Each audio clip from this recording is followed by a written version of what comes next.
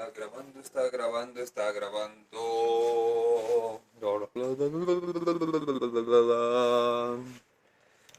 Lamento ser yo quien te lo diga,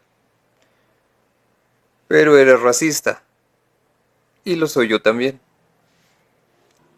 Sí, somos racistas.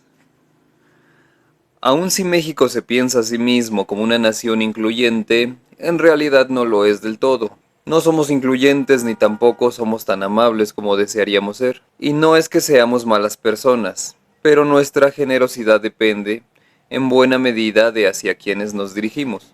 Día a día podemos verlo, sentirlo de manera directa, pues si centramos un poco nuestra atención, nos daremos cuenta de que existen espacios donde no somos tan bien recibidos como en otros, y el principal motivo es nuestra apariencia. Y no es que tengamos que presentarnos desarreglados para que eso suceda, para nada.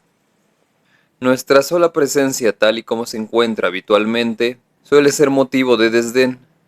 Aun si supuestamente pocos pueden notarlo, simplemente hay personas que sin importar su arreglo personal, su presencia será bien recibida, y muchos otros, a no ser que detallemos nuestros cuerpos de manera atenta, no obtendremos más que rechazo. Es así en México como en el mundo, donde no es lo mismo atender a esta persona o a esta otra. Tampoco es lo mismo hablar con él, con ella o con ella. No es lo mismo iniciar una charla con este joven o con este otro. Nuestro comportamiento discrimina, y es tan recurrente esa discriminación, tan cotidiana, que no nos hemos percatado de ella. Hablemos entonces de un tema espinoso para gran parte de las personas de este país, nuestro particular racismo. Y aunque al inicio mencioné que eres racista, y lo vuelvo a reafirmar, quiero decirte también que no te sientas tan mal, porque esta condición no es del todo culpa tuya, o mía. En realidad es un problema que nos trasciende, algo que va más allá de nosotros, aun si cada uno de nosotros somos parte del problema, pues cada conducta que mostramos abona al racismo, lo cultiva en las mentes de quienes nos observan, nuestros amigos y familiares, nuestra pareja, nuestros padres y tíos, nuestros hijos y sobrinos, a quienes servimos de ejemplo, pero también afecta a quienes desconocemos. El racismo se reproduce a través de nuestras acciones, las mismas que responden a nuestro entendimiento del mundo. Si desde el inicio entendemos que hay personas de distintas calidades, mejores y peores a nosotros, es casi inevitable ser racista.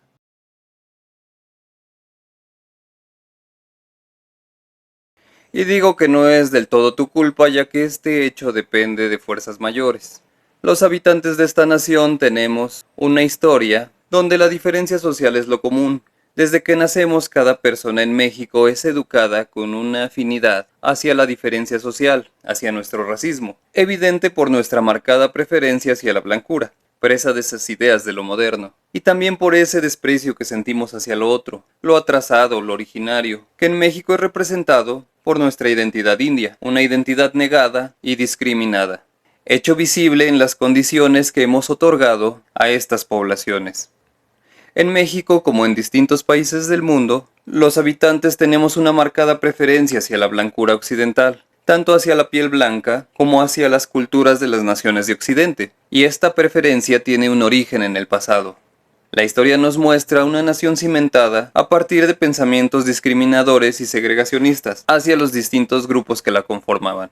Desde tiempos anteriores a esto que llamamos México, los grupos fueron divididos social y territorialmente, colocadas en distintas posiciones sociales y geográficas, donde cada espacio refería a la calidad de cada persona.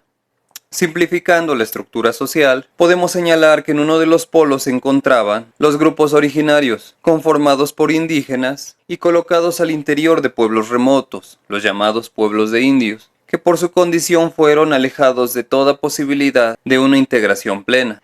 En el otro polo se encontraban los colonizadores, quienes construyeron su imperio en el centro de las principales ciudades antiguas y edificaron a su modo, ponderando su forma de vida y su identidad. Colocaron su cultura de origen como estandarte. Pero esta división social y territorial originaria no solo se mantuvo a lo largo de la época colonial, sino que ha traspasado eras y se ha potenciado en las distintas etapas del México moderno. En la modernidad nacional se potenció el desarrollo de las ciudades y ello favoreció el desplazamiento de poblaciones rurales en detrimento de sus áreas de desarrollo orilladas al abandono. Estos grupos subalternos, conformados principalmente de indígenas y población afro, fueron mantenidas a las afueras de los espacios sociales y simbólicos de la gran civilización. No solo han sido alejados de la vida pública nacional, sino de los distintos espacios de discusión y toma de decisiones, así como también han sido mantenidos en la periferia de las ciudades, lejos de las áreas habitadas por la gente de razón, las personas con mayor nivel de educación y posición de clase. A lo largo de la historia nacional, el poder se ha mantenido al interior de una clase privilegiada, distinta a la de la población originaria, primero peninsulares, después criollos, posteriormente mestizos afrancesados y en el siglo anterior mestizos euroamericanos, los llamados gringos, que son grupos que históricamente han aspirado a reproducir las culturas de las potencias mundiales de donde proceden culturalmente, debido en parte a una ideología de supremacismo, a veces directo y a veces implícito. Esta distribución del poder es lo que da fundamento al racismo mexicano. El racismo que enfatiza la diferencia social, cultural y corporal de los mexicanos medidos en términos de clase social. Racismo es en esencia una forma de distribución del poder donde un grupo domina al resto. El grupo dominante se diferencia de los subalternos a partir de su cultura, su forma de vida, así como de su apariencia y su imagen. El racismo es el establecimiento de estas jerarquías a partir de la constitución de diferencias sociales vinculadas a diferencias reales, sean fisiológicas o culturales. En este ambiente, el grupo de poder se define como la vanguardia, como esa aspiración a la que el resto debe dirigirse si se desea ser parte de la nación. Pero el racismo, al ser un sistema de poder jerarquizado, necesita mantener la estructura de privilegios, ya que su supervivencia depende del mantenimiento de las posiciones sociales, por lo que no es posible pensar en una integración plena de los subalternos a las posiciones elevadas. Es porque el mantenimiento de las posiciones bajas es pieza clave dentro de su estructura, por lo que el grupo poderoso no brinda al resto los medios para una adaptación plena al proyecto que encabeza. La estructura no brinda las condiciones necesarias para que estos escapen de su posición inicial, quedando atrapados en el abandono y en la marginalidad, relegados de los espacios del grupo privilegiado. Es así que cualquier aspiración por parte de los grupos marginados hacia lo blanco tiene un límite, un nivel que es permitido desde el grupo de poder, por lo que la aspiración de estos sectores bajos es buscar las migajas del poder para quienes puedan aspirar a una mejora. Los grupos marginados son históricamente aquellos conformados de población indígena y negra. Son los grupos morenos quienes son mantenidos en estas posiciones a partir del desprecio de sus culturas y de sus orígenes. Si lo indígena antes fue definido como bruto, torpe, flojo y con escasa humanidad, hoy lamentablemente las cosas poco han cambiado. Al indio se le continúa viendo como flojo, servil, necio, ignorante, atrasado y feo. Y este tipo de pensamientos son aprendidos al interior de las familias, quienes mantienen en el desprecio esa parte de su identidad, debido al desprecio general de la sociedad mexicana.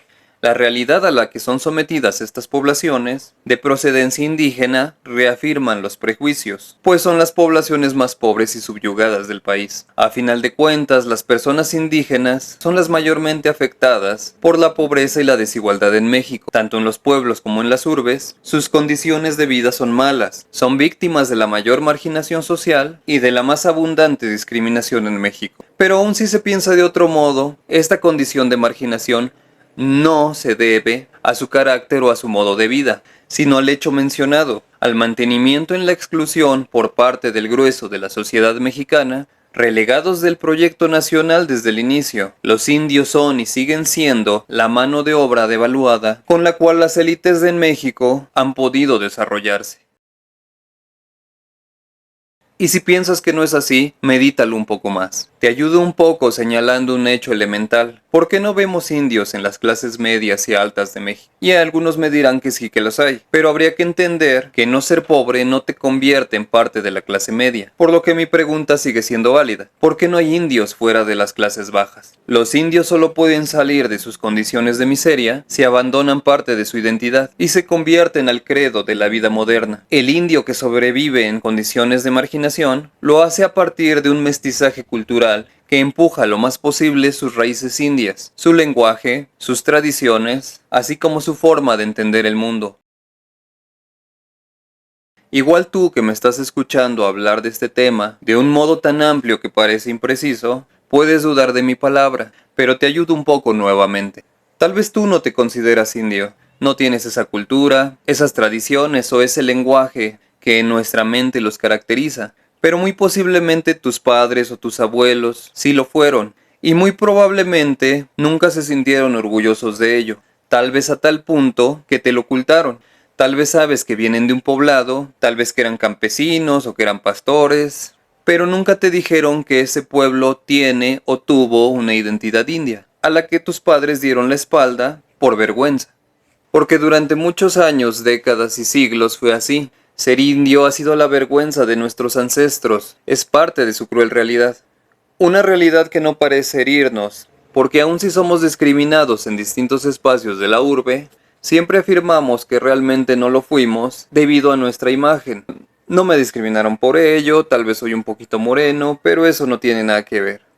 Para nuestros ancestros, salir de la miseria significó perseguir una ruta contraria a la India, la ruta de lo moderno, dejar al indio en el pasado y ser eso que queremos ser pero que no podemos ser plenamente. La gente de Occidente. Ese es el centro de nuestro racismo mexicano, el desprecio por ese supuesto pasado indio. Y digo supuesto porque realmente no es un pasado, sino que constituye íntegramente nuestro presente. Lo indio es esa raíz, se muestra en la estructura de nuestras familias, en nuestros lazos genéticos y afectivos, en la organización de nuestros hogares, en la preparación de nuestra comida, en nuestro lenguaje, en nuestros nombres, en los elementos de nuestra dieta, en esa necesidad que tenemos por la tierra, ese impulso humano que tenemos por la naturaleza, su color, nuestro origen. Y lo peor de ese racismo, para mi entendimiento, sucede en un espacio particular donde no debería de estar sucediendo, el barrio marginado, donde supuestamente los privilegios son menores y el color de la piel supuestamente no tiene gran relevancia. Aquí también, en nuestros antiguos pueblos y barrios populares, se expone cotidianamente este marcado desdén por lo indio.